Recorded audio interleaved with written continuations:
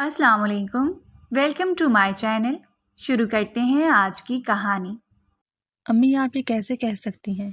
आपको पता तो है कि वो मुझ पर कितना गुस्सा करते हैं और हैं भी मुझसे कितने बड़े। मैं ऐसे कैसे निकाह के लिए रजामंदी दे दूं? समाविया अपने कमरे में बैठी आंसू बहा रही थी। जब से उसकी माँ ने आकर उसे बताया कि दादा जान ने उसका रिश्ता सिकंदर शाह के साथ तय कर दिया है। रिश्ता तो बचपन से ही था, बस अब बच्चों के कान में बात डाली जा रही थी, क्योंकि बड़े चाहते थे कि अब उन्हें एक मजबूत बंधन में बांध दिया जाए। बेटा तुम्हें रोने की कोई ज़रूरत नहीं, सिकंदर मेरे हाथों में पला पड़ा है। तुम तो जानती हो कि भाभी कितनी बीमार रहती थी। मैंने ही उसे पाल पोस कर जवान किया है और मुझे अपनी तरबियत पर बिल्कुल भी शक नहीं। माँ की बात सुनकर वो सर पकड़ कर बैठ गई, मगर आगे से कोई जवाब नहीं दिया। वो बहुत ज़्यादा डरती थी अपने उस बड़े कज़न से। वो उसके सामने ज़बान भी नहीं चला सकती थी, इसलिए माँ के सामने आंसू बहा रही थी। अच्छा बेटा, अब मैं यहाँ से जा रही हूँ, इस बात पर गौर ज़रूर करना, वरना अब्बा जान को अच्छा नहीं लगेगा। आखिर में साइमा बेगम ये कहकर चली गई। वो अपनी बेटी के साथ कोई ज़बरदस्ती नहीं करना चाहती थी, लेकिन एक प्रेशर था जो समाविया के जहन पर अब छाने लगा, और वह इनकार करते हुए भी इनकार नहीं कर पा रही थी। माँ के जाने के बाद वो उठी और खुद को आईने में देखने लगी। आंखें रो रो कर सूज चुकी थी। अभी वो ड्रेसिंग टेबल के सामने खड़ी थी और माँ के जाने के बाद उसने दरवाज़ा भी बंद नहीं किया था कि अचानक से कोई अंदर दाखिल हो गया। तो वो फौरन से समाविया ने पीछे देखा, और वो कोई और नहीं बल्कि सिकंदर ही था, जिसके चेहरे पर उस वक्त एक संजीदगी थी जिसे देखते ही समाविया का सांस खुश्क होने लगा। वो जो दुपट्टे के बगैर खड़ी थी, जल्दी से दुपट्टा उठाकर कंधों पर डाल दिया। आप यहाँ पर क्यों आए हैं? क्या आपको इतनी तमीज़ नहीं कि दरवाज़ा नॉक करके आते हैं? समाविया ने डरते डरते कांपती आवाज़ के साथ कहा। वैसे तो उसकी ज़बान ही नहीं चलती थी, मगर उस वक्त वो अजीब कश्मकश में खड़ी थी, इसलिए मुंह से इतनी बड़ी बात निकल गई, जिसे सुनकर सिकंदर शाह और भी गुस्से में आ गया। वो जो थोड़ी देर पहले यहाँ से गुजर रहा था, चच्ची और समाविया की बातें सुन ली थी, इसलिए ही उसके कमरे में आया था। वो उसकी बात पर आगे बढ़ा और उसके दोनों हाथों को अपने एक हाथ में पकड़कर दीवार पर पिन कर दिया। समाविया की सांस रुकने लगी। उसकी नज़रें झुकी हुई थीं, जिनसे अब मोटे मोटे आंसू गिरने लगे थे, और यही देखकर सिकंदर शाह के चेहरे पर एक धीमी सी मुस्कुराहट आ गई। वो उसकी इसी मासूमियत पर तो दिल हार बैठता था, वरना सबके लिए वह एक जल्लाद नुमा मर्द था। मोहतरमा, अगर कमरे का दरवाज़ा बंद होता तो ही मैं नॉक करता ना। तुमने दरवाज़ा बंद नहीं किया, तुम्हें कैसे नॉक कर सकता था? सिकंदर शाह ने अपनी आवाज़ को गंभीर बनाते हुए कहा तो उसने रोते हुए निगाहें ऊपर करके जैसे उसके चेहरे की तरफ देखा, तो वहाँ पर हल्की मुस्कुराहट को देखकर बिल्कुल ही हैरान हो गई, और फिर जल्दी से नज़रें झुका ली। और वो उसकी इसी अदा पर मर मिटा था। उसे उसकी अदा घायल कर गई। अच्छा ज़रा मुझे ये बताओ, अभी तुम 2 मिनट पहले चची से क्या कह रही थी? जैसे ही सिकंदर ने कहा तो समाविया को ऐसा लगा कि वो ज़मीन में गड़ती जा रही है। वो एक लम्हे के अंदर ही समझ गई थी कि उसने सब कुछ सुन लिया है, मगर अब वो अपने मुंह से नहीं बता सकती थी। कुछ नहीं, कुछ नहीं कहा मैंने अम्मी से, आप जाएं यहाँ से। वो जल्दी जल्दी अपने हाथ छुड़ाने लगी, मगर उसकी गिरफ्त मजबूत थी, और अब भी समाविया की 2 नाजुक कलाइयाँ उसके एक हाथ में दीवार से ही टिकी हुई थी। समाविया, जो मैं पूछ रहा हूँ उसका सीधा सीधा जवाब दो। वो उस वक्त थोड़ा बहुत गुस्से में आ गया। वो जो पहले उसकी एक अदा पर मरने लगा था, अब उसके जहन में यही बात चलने लगी कि उसने अपनी माँ से मेरे बारे में क्या बात की है, और रिश्ते से भी इनकार कर रही है। समाविया बहुत ज़्यादा घबरा गई थी। अब वो बाकायदा तौर पर मुज़ाहमत करने लगी। वो अपने हाथ छुड़ाने लगी। छोड़े मेरा हाथ, मुझे आपसे कोई बात नहीं करनी।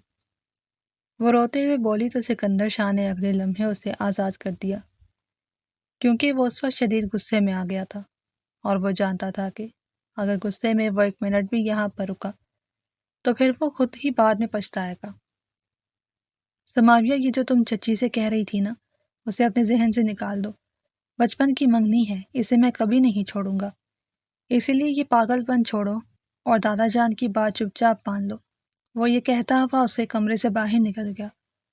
अपने कमरे में पहुंचते ही उसने ज़ोर से दरवाज़ा बंद किया اور پھر صوفے پر ڈھیر ہو گیا۔ ایک ہاتھ ماتھے پر رکھے وہ سوچ رہا تھا کہ کیا سچ میں وہ مجھ سے اتنی نفرت کرتی ہے کہ گھر والوں کے کہنے کے باوجود بھی رشتے کی حامی نہیں بھر رہی۔ وہ خود کلامی کر رہا تھا، آنکھیں غصے سے لال ہو رہی تھیں اور سانس بھی تیز تیز چل رہا تھا۔ اگلے ہی لمحے وہ سگریٹ کی کش لگاتا ہوا بالکنی میں کھڑا تھا۔ جب بھی اسے ذرا بھی ٹینشن ہوتی یا پھر سماویہ کی وجہ سے کوئی ایسی بات ہوتی تو وہ ٹیرس پر کھڑے ہو کر یہی کرتا۔ اس کا سگریٹ پینا دادا جان کو بالکل بھی پسند نہیں تھا، اس لیے اس نے ٹیرس کو ہی اسموکنگ کا اڈا بنا لیا۔ کیونکہ دادا جان اوپر نہیں آ سکتے تھے، اس کے جانے کے بعد سماویہ بھی اپنے کمرے میں بیٹھی رہ گئی اور پھر ساری رات سماویہ روتی رہی۔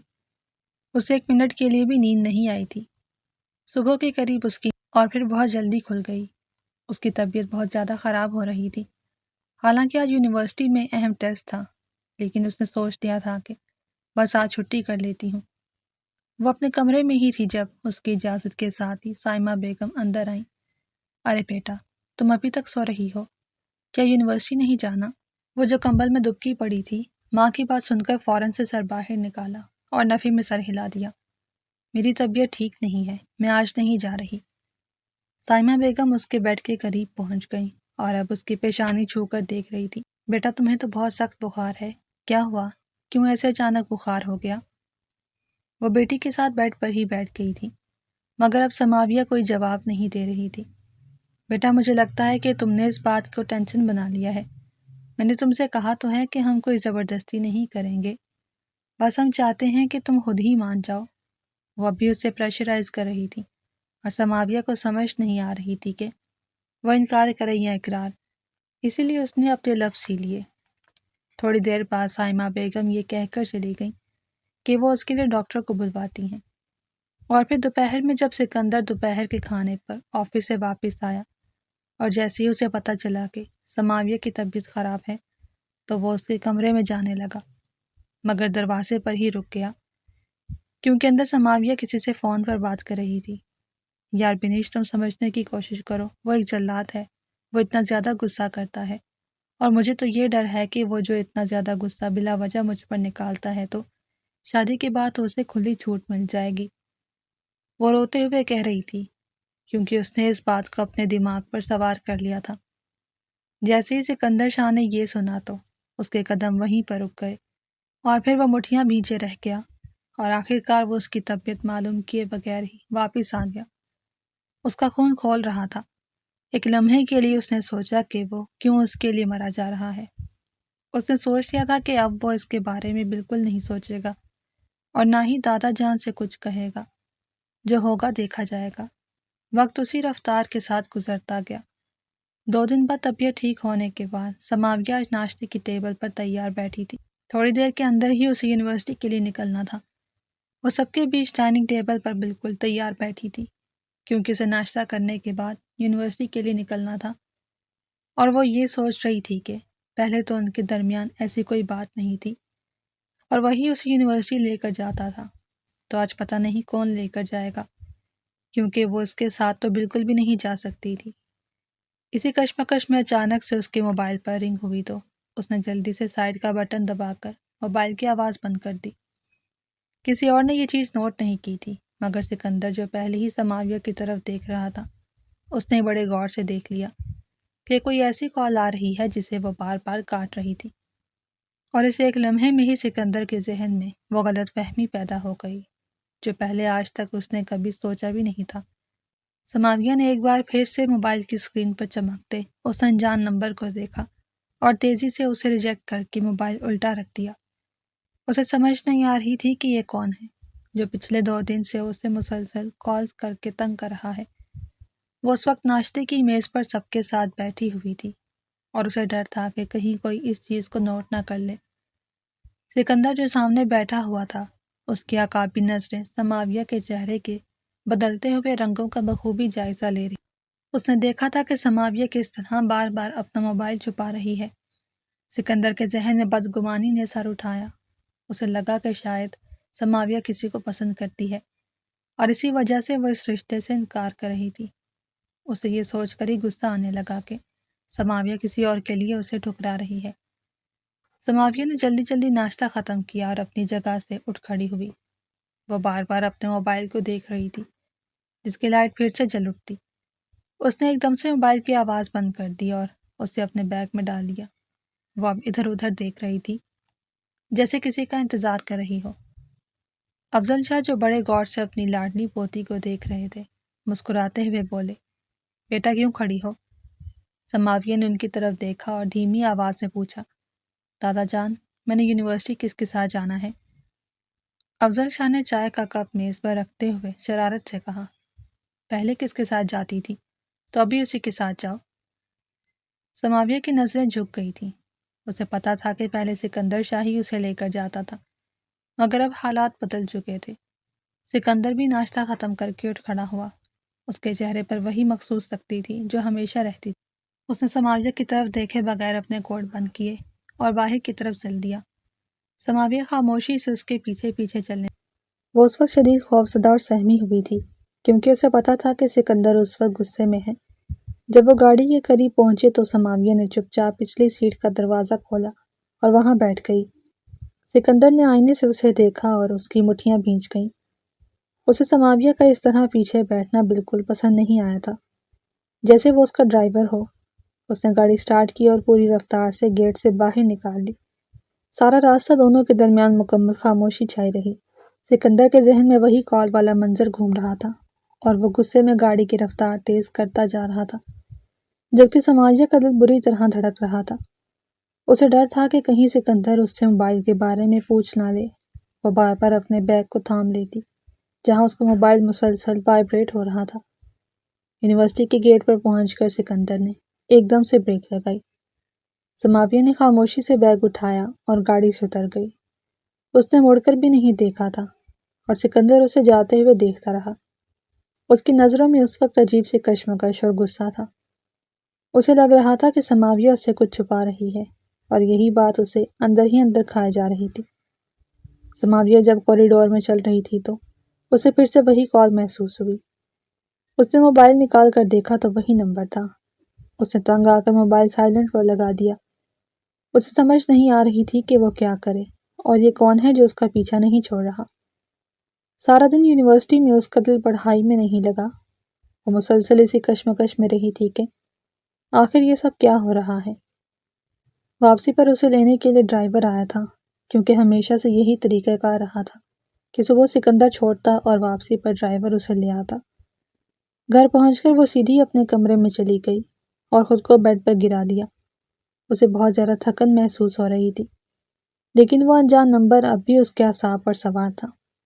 رات کا کھانا بھی اس نے بڑی مشکل سے سب کے ساتھ بیٹھ کر کھایا، کیونکہ اس کی نظریں بار بار سکندر سے ٹکرا رہی تھیں، جو اسے مسلسل گھور رہا تھا۔ کھانا ختم ہوتے ہی وہ بھاگ کر اپنے کمرے میں آئی اور دروازہ بند کر لیا۔ رات کے 8 بج رہے تھے جب اس کے موبائل پر دوبارہ کال آئی۔ اس بار اس نے ہمت کی اور کال اٹھا لی۔ اس نے غصے سے بھرپور آواز میں کہا، کون ہو تم اور کیوں مجھے بار بار کال کر کے تنگ کر رہے ہو؟ دوسری طرف سے ایک اجنبی اور بھاری مردانہ آواز سنائی دی، جو بڑے اطمینان سے بولا، تم چھوڑو میں کون ہوں، بس یہ جان لو کہ میں تم سے محبت کرتا ہوں اور تمہیں حاصل کر کے رہوں گا۔ سماویہ کا سانس رکنے لگا۔ اسے یقین نہیں آ رہا تھا کہ کوئی اس طرح کی باتیں کر سکتا ہے۔ اس نے فوراً کہا، مجھے تم سے کوئی بات نہیں کرنی اور خبردار اگر دوبارہ مجھے فون کیا۔ یہ کہہ کر اس نے کال کاٹ دی اور غصے میں موبائل بیڈ پر اچھال دیا۔ اس کا پورا جسم کانپ رہا تھا اور آنکھوں میں آنسو آ گئے۔ اسے اندازہ نہیں تھا کہ سکندر شاہ، جو اس وقت اپنے کمرے میں جانے کے لیے وہاں سے گزر رہا تھا، اس نے سماویہ کی اونچی آواز سن لی تھی۔ وہ وہیں رک گیا۔ اس کے کان سماویہ کے کمرے کی طرف لگے ہوئے تھے۔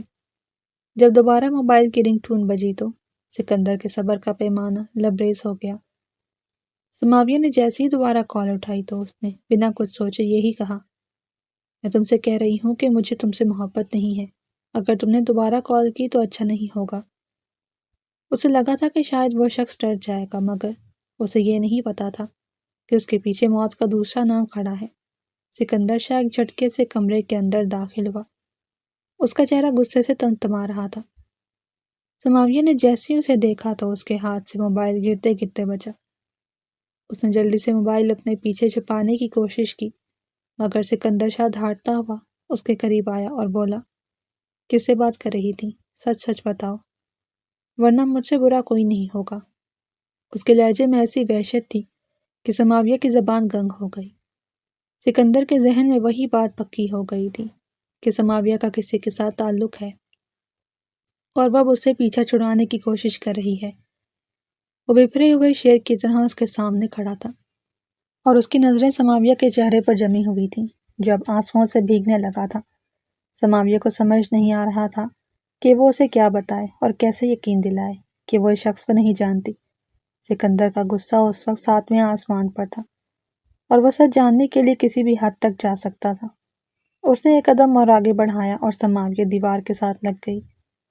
اسے لگ رہا تھا کہ آج سکندر اسے زندہ نہیں چھوڑے گا، کیونکہ اس کی آنکھوں میں اس وقت صرف اور صرف انتقام اور غصہ نظر آ رہا تھا۔ سماویہ نے روتے ہوئے نظریں جھکا لی، مگر سکندر کا ہاتھ اب اس کے موبائل کی طرف بڑھ رہا تھا جو اس نے سختی سے اپنے پیچھے تھاما ہوا تھا۔ وہ اس وقت کسی بھی صفائی کو سننے کے موڈ میں نہیں تھا۔ اسے بس وہ موبائل چاہیے تھا تاکہ وہ اس شخص کا پتہ لگا سکے جس نے سماویہ کو اس سے دور کرنے کی ہمت کی تھی۔ سکندر نے اپنا ہاتھ آگے بڑھا کر اس کے ہاتھ سے موبائل چھیننا چاہا تو سماویہ نے ایک دم پیچھے ہو کر موبائل بیڈ پر پھینک دیا اور کانپتی ہوئی آواز میں بولی، یہ میری پرسنل چیز ہے، آپ اس طرح نہیں لے سکتے۔ اس کی اس ہمت پر سکندر کی آنکھیں غصے سے سرخ ہو گئیں۔ اس نے ایک جھٹکے سے سماویہ کو اس کی کمر سے تھام کر اپنی طرف کھینچا اور اسے دیوار کے ساتھ پن کر دیا۔ سماویہ کا سانس اس کی غربت اور غصے کی تپش سے رکنے لگا۔ سکندر کا چہرہ اس کے چہرے کے بالکل قریب تھا اور اس کی گرفت سماویہ کی نازک کمر پر اتنی سخت تھی کہ اسے درد محسوس ہونے لگا۔ سکندر نے اپنی گمبھیر اور دھاڑتی ہوئی آواز میں کہا، میرے صبر کا مزید امتحان نہ لو سماویہ، سچ سچ بتاؤ کہ وہ کون تھا جسے تم کہہ رہی تھی کہ میں تم سے محبت نہیں کرتی۔ اس کا مطلب ہے کہ پہلے تم مجھ سے کرتی تھی۔ سچ بولو، ورنہ میں بھول جاؤں گا کہ تم کون ہو۔ سماویہ کی آنکھوں سے موٹے موٹے آنسو گر کر سکندر کے ہاتھ پر گرنے لگے۔ وہ ہچکیاں لیتے ہوئے بولی، خدا کی قسم میں اس شخص کو نہیں جانتی ہوں۔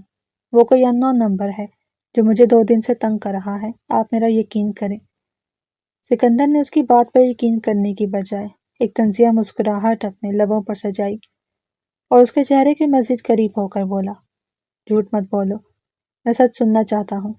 تم اس وجہ سے اس رشتے سے انکار کر رہی تھی نا کہ تم کسی اور کو پسند کرتی ہو اور وہ تمہیں بلیک میل کر رہا ہے۔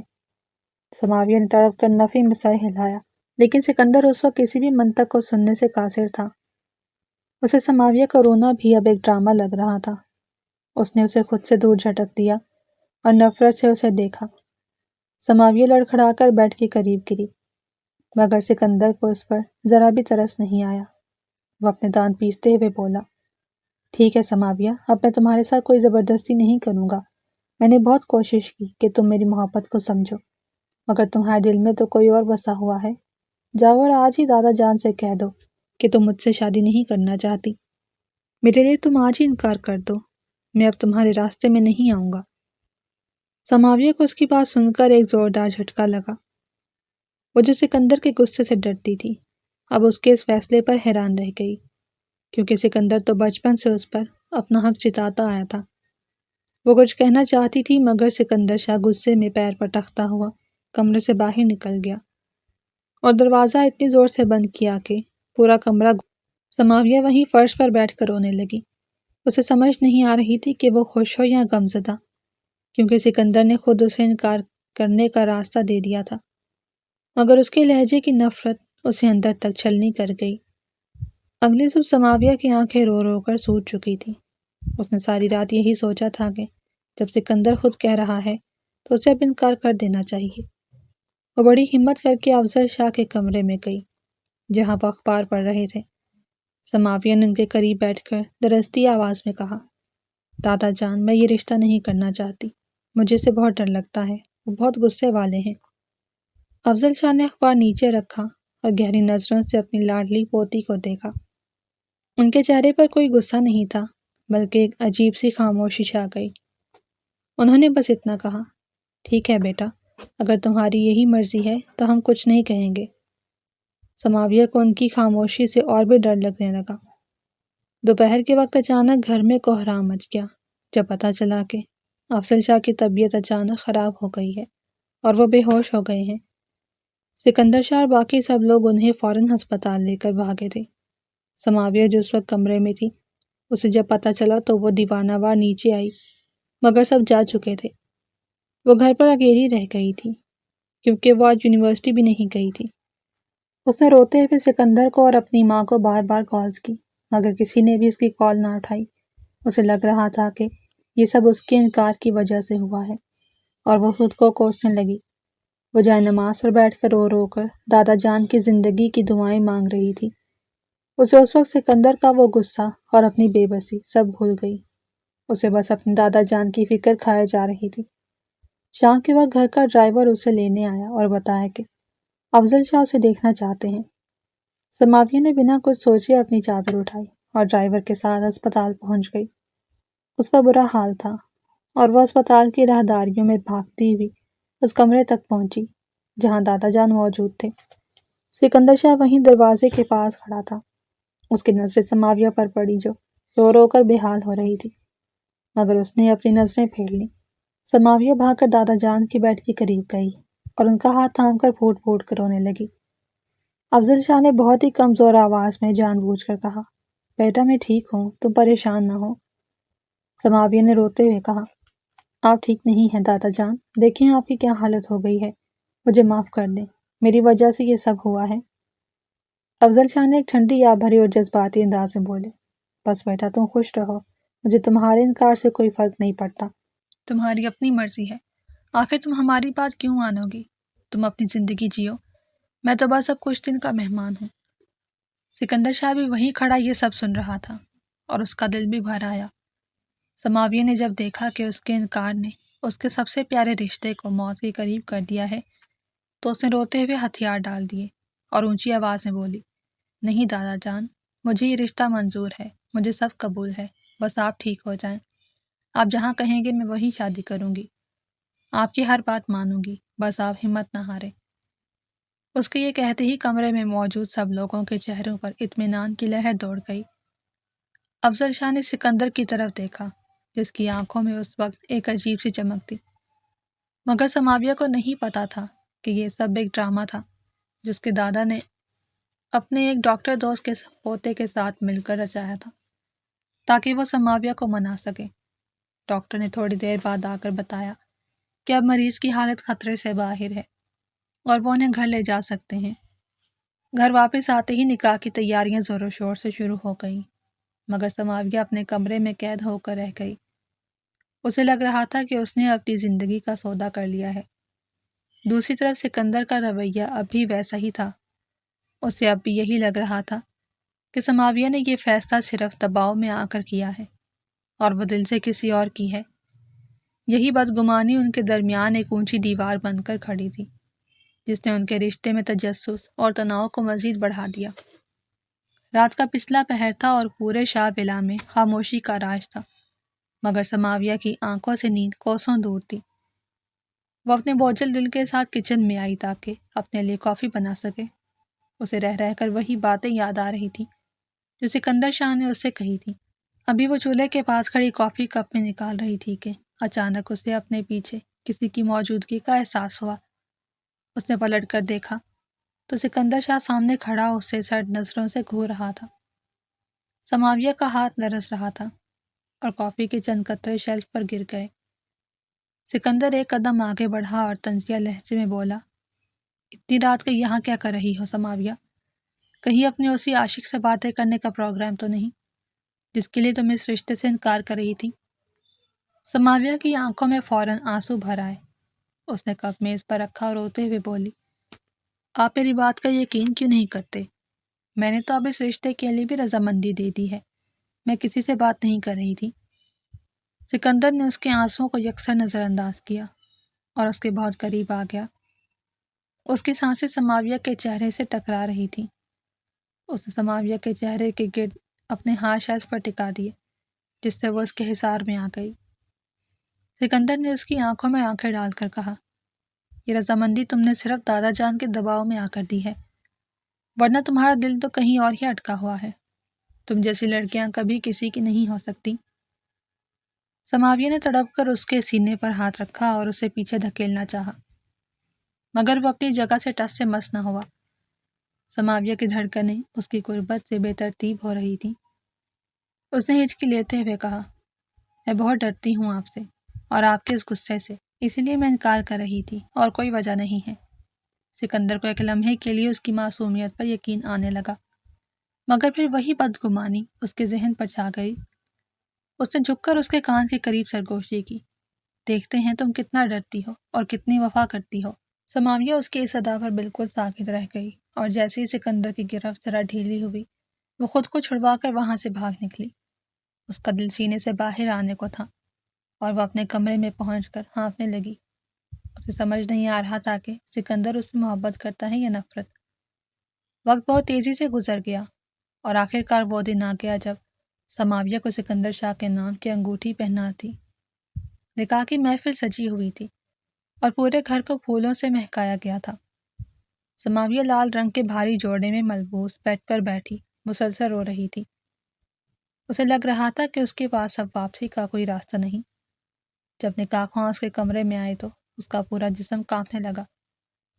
اس نے بنا کچھ سوچے سمجھے اور بنا کچھ دیکھے نکاح نامے پر سائن کر دیے، اور جب اس کے کانوں میں اس کے اب نہیں قبول ہے کے الفاظ گونجے تو اسے لگا کہ اس کی روح اس کے جسم سے نکل گئی ہے۔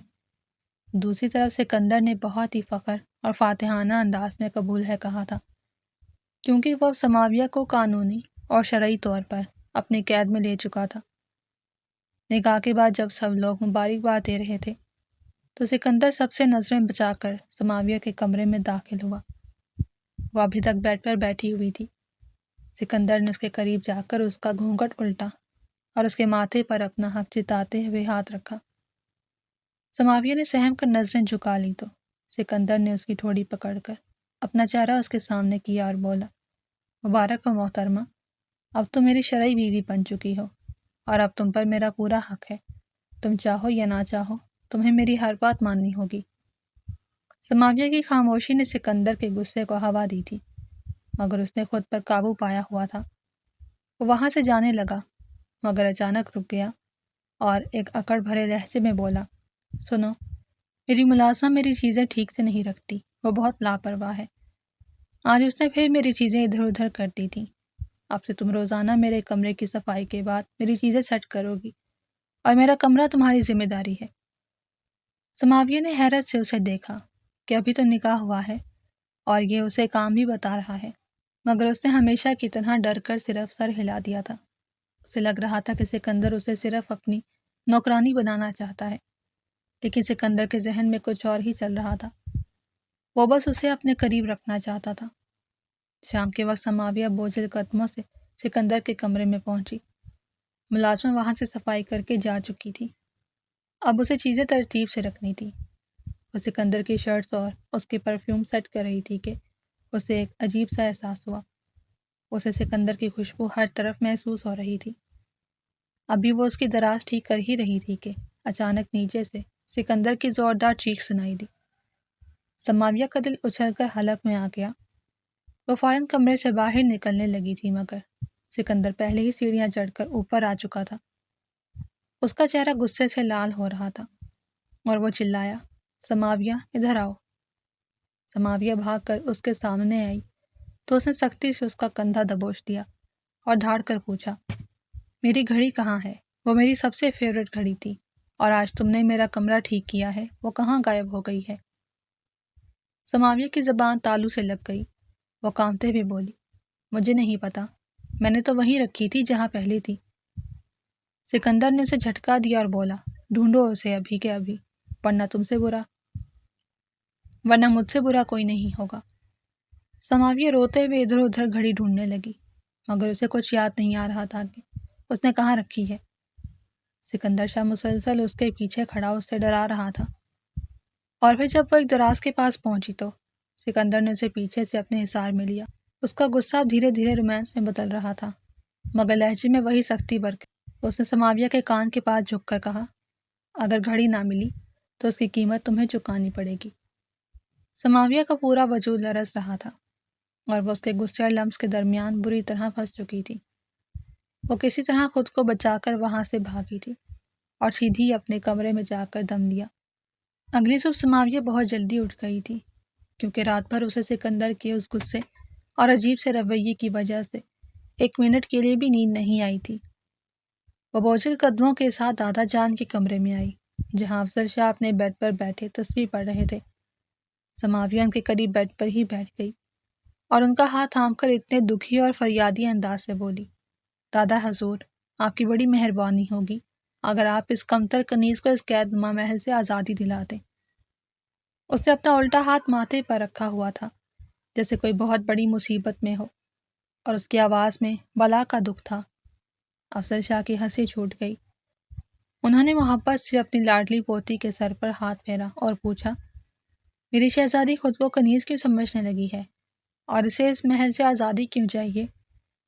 سماویہ نے رو دینے والے لہجے میں جواب دیا، آپ کے جلاد ولی عہد کی بدولت، جو تخت پر بیٹھتے ہی مجھے کنیز سے ہٹا کر ڈائریکٹ ملازمہ ہی بنا دے گا۔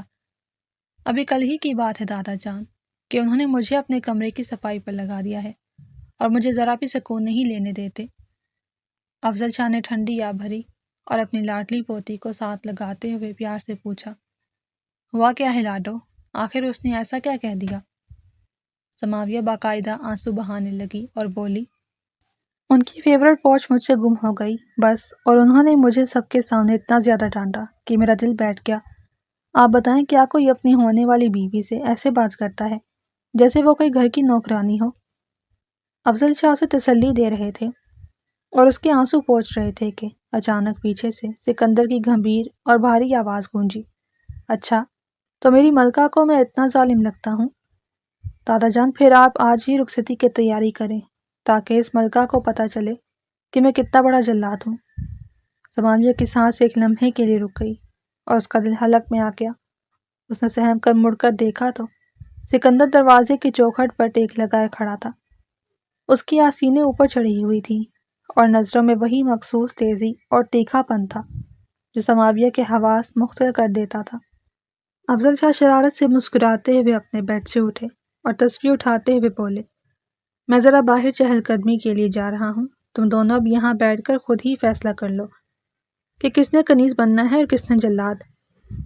وہ سماویہ کو اکیلا چھوڑ کر کمرے سے باہر نکل گئے اور اب وہاں صرف سکندر اور سماویہ رہ گئے تھے۔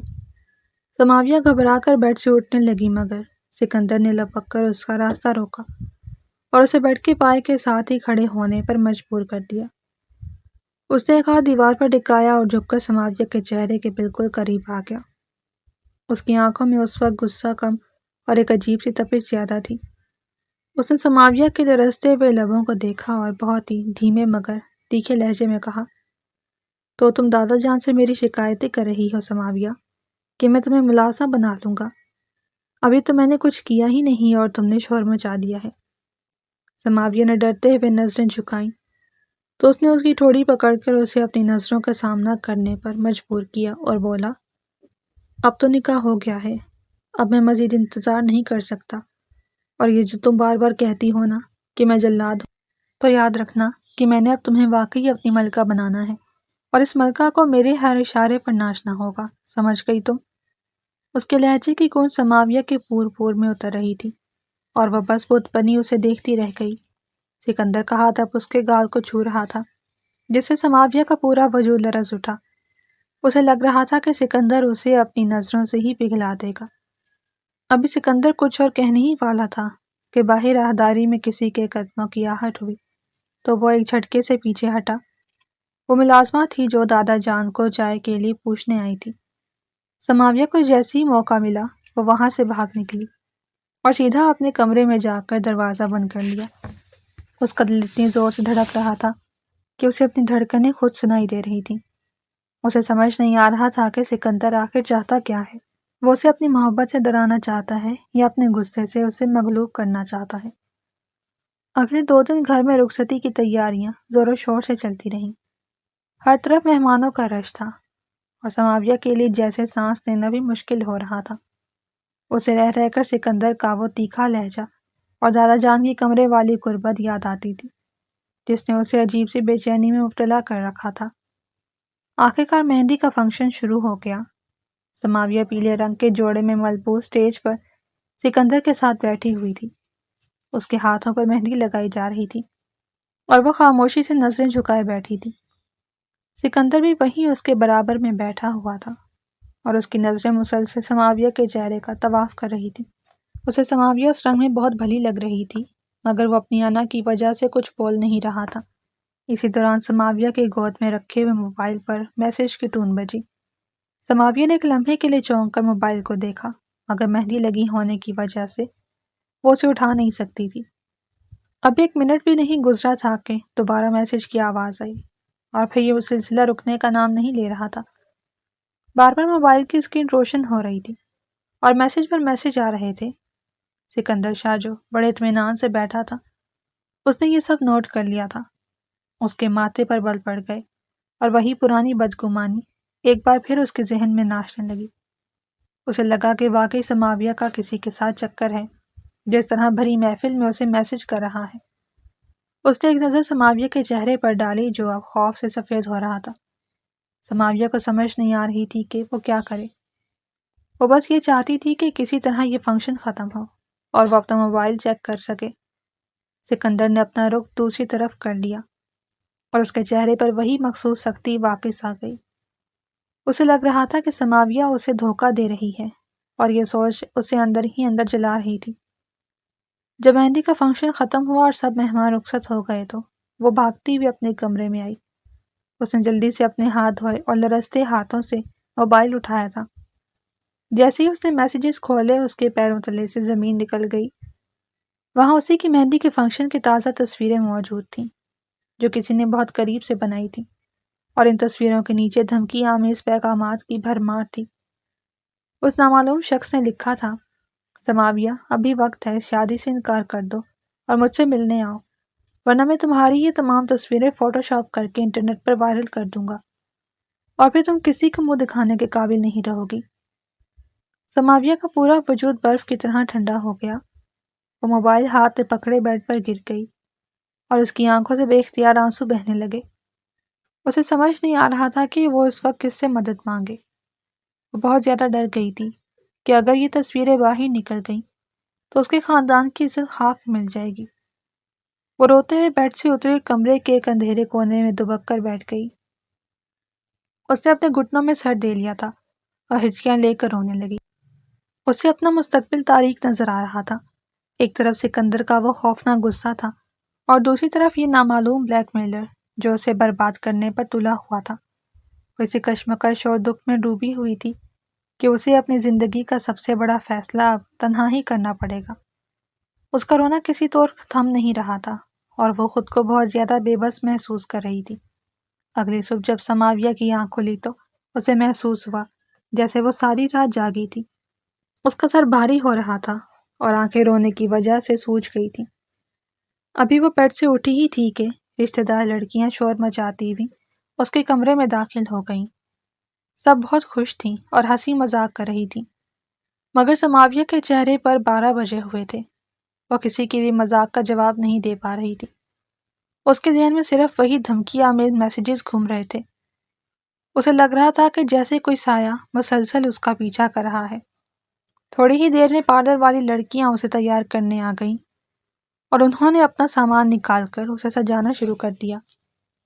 سماویہ کسی بے جان مورت کی طرح ان کے سامنے بیٹھی رہی۔ اس نے ایک بار بھی آئینے میں اپنا عکس نہیں دیکھا تھا۔ اسے اپنی سج دھج سے کوئی دلچسپی نہیں تھی۔ وہ بس خاموشی سے اپنے آنسو پی رہی تھی۔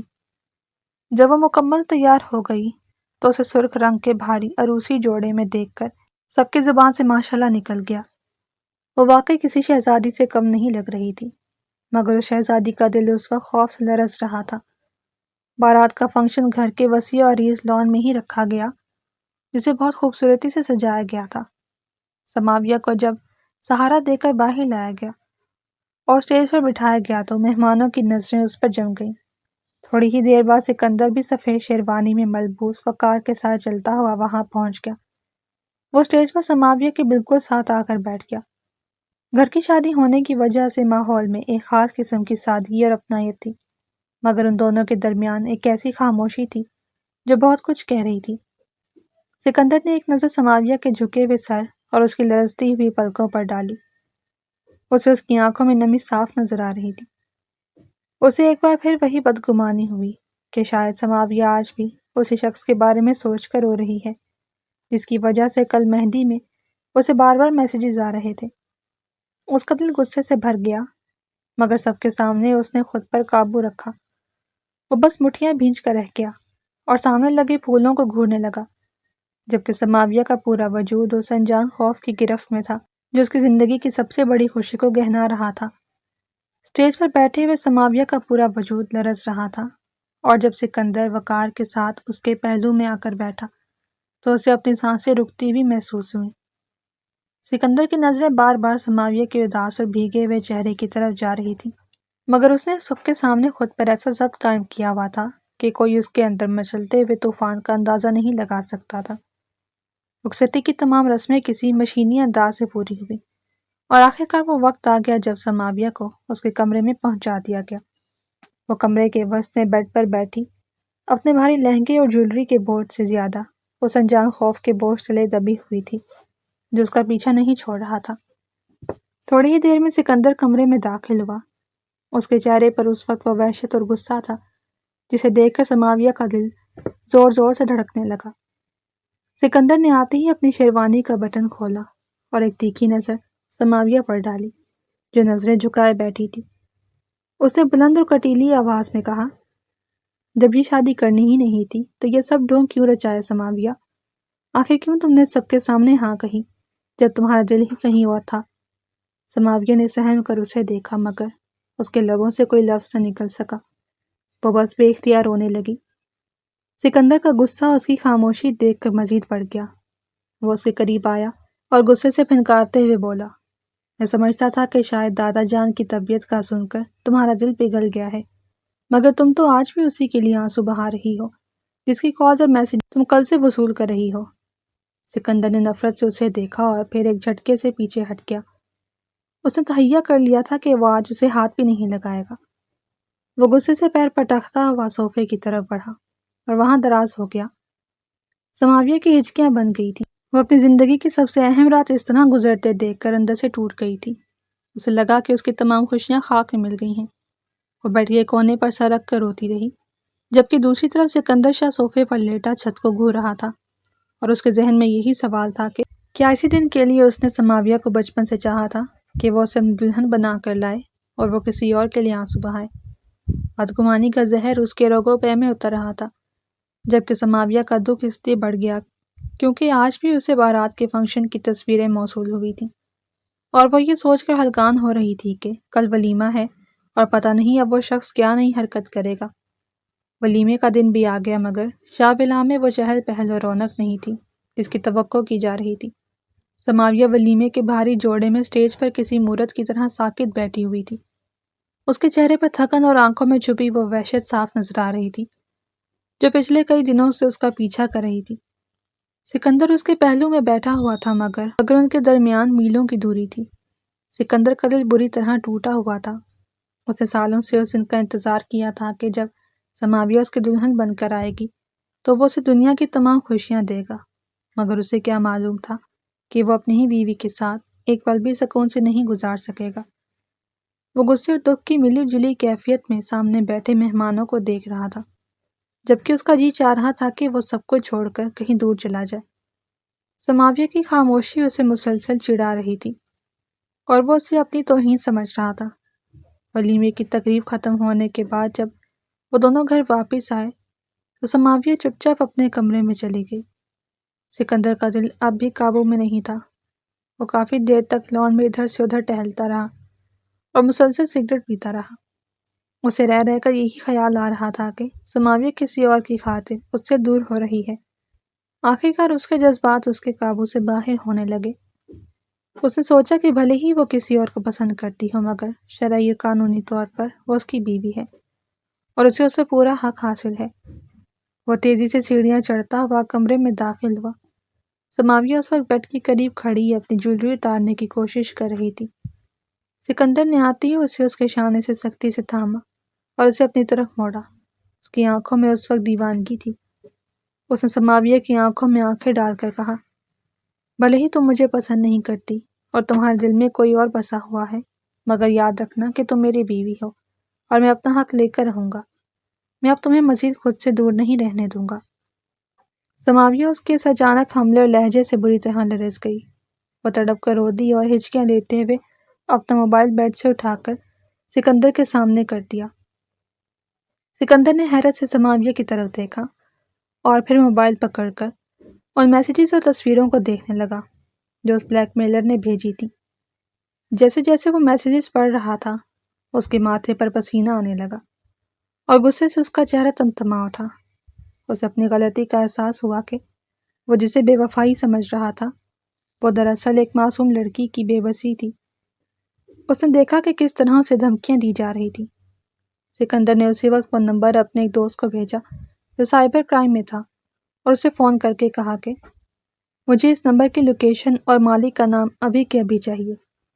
سکندر نے موبائل میز پر رکھا اور سماویہ کی طرف دیکھا جو اب بھی رو رہی تھی۔ وہ اس کے قریب آیا اور بہت نرمی سے اس کا ہاتھ تھام لیا۔ اس نے دھیمی آواز میں کہا، مجھے معاف کر دینا سماویہ، میں نے تمہیں پتہ نہیں کیا کیا سمجھ لیا تھا، تم نے مجھے پہلے کیوں نہیں بتایا؟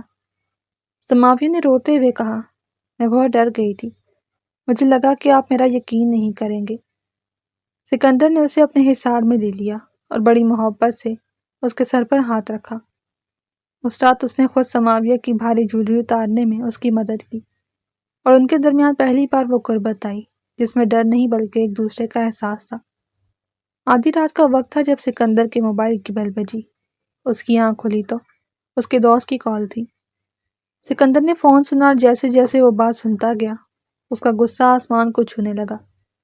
اس نے دانت پیستے ہوئے کہا، اس گھٹیا انسان کی یہ جرت، اسے میں چھوڑوں گا نہیں، وہ آج میرے ہاتھوں سے نہیں بچے گا، میں ابھی آ رہا ہوں۔ سماویہ بھی شور سن کر اٹھ بیٹھی اور اس نے گھبرا کر پوچھا، کیا ہوا ہے؟ سکندر نے اپنی چادر اٹھائی اور غصے میں کہا، تم آرام کرو، میں ابھی واپس آ کر سب بتاؤں گا۔ سماویہ نے اسے روکنے کی بہت کوشش کی کہ رات کا وقت ہے، آپ مت جائیں، مگر سکندر اس وقت بپھرا ہوا شیر بن چکا تھا۔ وہ تیزی سے کمرے سے باہر نکل گیا۔ سماویہ ساری رات جائے نماز پر بیٹھی اس کی سلامتی کی دعائیں مانگتی رہی اور ڈرتی رہی کہ کہیں کچھ غلط نہ ہو جائے۔ صبح گھر والوں کے اٹھنے سے پہلے ہی سکندر واپس آ گیا۔ اس کا حلیہ تھوڑا بگڑا ہوا تھا، جیسے اس کی کسی سے لڑائی ہوئی ہو۔ سماویہ بھاگ کر اس کے پاس آئی تو اس نے سماویہ کو اپنے گلے لگا لیا۔ پھر سکندر نے اسے بتایا کہ وہ بلیک میلر کوئی اور نہیں بلکہ اس کا اپنا دوست داور تھا جن کی شادی پر بھی بلایا گیا تھا۔ سکندر نے بتایا کہ کچھ مہینے پہلے ان کی ایک بزنس ڈیل پر تلخ کلامی ہوئی تھی اور داور نے وہ بات دل میں رکھ لی تھی۔ وہ سیر کا سانپ نکلا اور اس نے بدلہ لینے کے لیے سماویہ کو نشانہ بنایا۔ سکندر کی آنکھوں میں نمی آ گئی۔ اس نے سماویہ کے دونوں ہاتھ تھامے اور کہا، مجھے معاف کر دو سماویہ، میری وجہ سے تمہیں یہ سب سہنا پڑا۔ میں نے اپنے دوست پر بھروسہ کیا اور اپنی بیوی پر شک کیا، مجھے خود پر شرمندگی ہو رہی ہے۔ سماویہ نے اس کے لبوں پر ہاتھ رکھ دیا اور پہلی بار خود آگے بڑھ کر اس کے سینے میں چھپ گئی۔ اسے اب یقین ہو گیا تھا کہ سکندر اس کا محافظ ہے اور اس کی محبت سچی ہے۔ سکندر نے اسے اپنی باہوں میں بھینچ لیا اور اس وقت شابلا کے اس کمرے میں صرف محبت اور سکون کی خوشبو تھی۔ تمام غلط فہمیاں مٹ چکی تھیں اور ان کا رشتہ اب ایک نئی اور مضبوط بنیاد پر کھڑا ہو گیا تھا۔ اگر آپ کو ہماری کہانی پسند آئی ہے تو لائک کریں اور اس طرح کی مزید دلچسپ کہانیاں سننے کے لیے ہمارے چینل کو سبسکرائب کریں اور کامنٹ سیکشن میں اپنی رائے کا اظہار ضرور کریں۔ شکریہ۔